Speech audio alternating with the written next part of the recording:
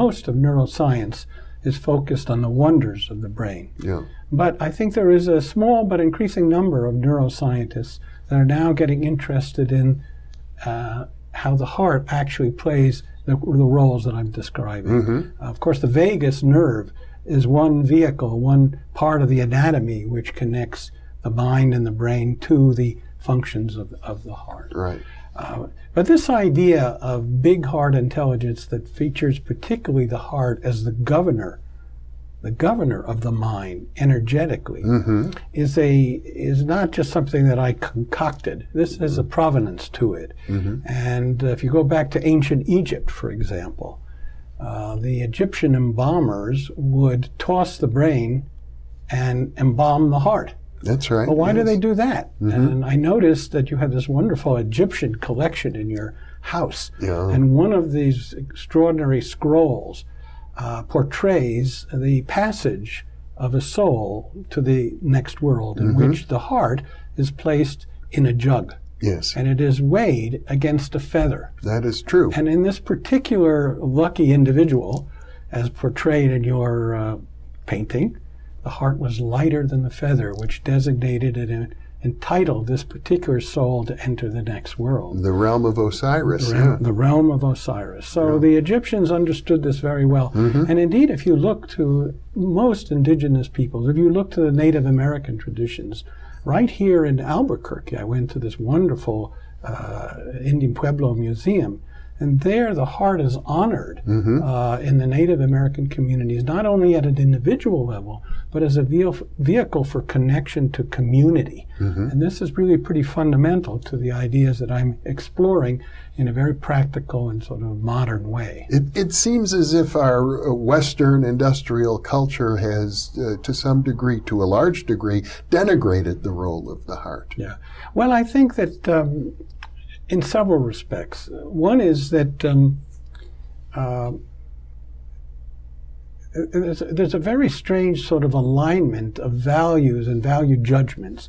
The heart is seen as emotional. He wears his heart on his sleeve.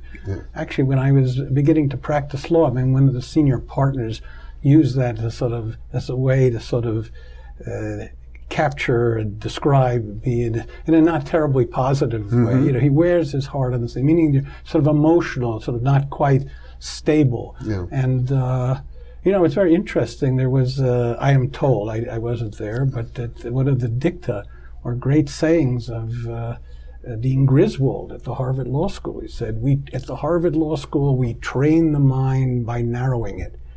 And the idea was, but this is, you know, it sounds awful, but actually lawyers pride themselves of sort of stripping out emotions and bringing hard, steely logic to dealing with problems. And I know the heart and emotions in general are considered feminine. In our culture, the feminine is denigrated. It's like women read romance novels, not men. That's right.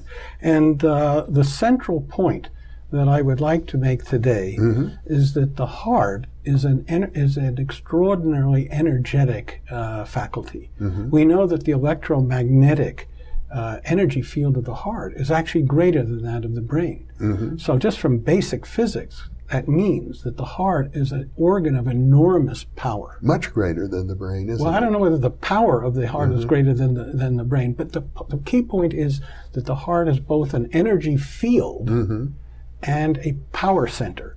And the deep question is, as one learns to cultivate this power for practical use, how do you modulate it? How do you keep it in balance? Because I think there is, along with these, it's an odd contradiction.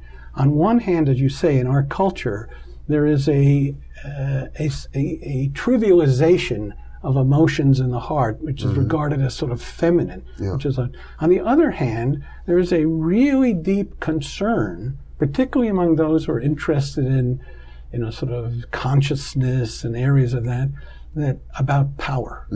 There is a bias. There is a notion that power corrupts and absolute power corrupts absolutely.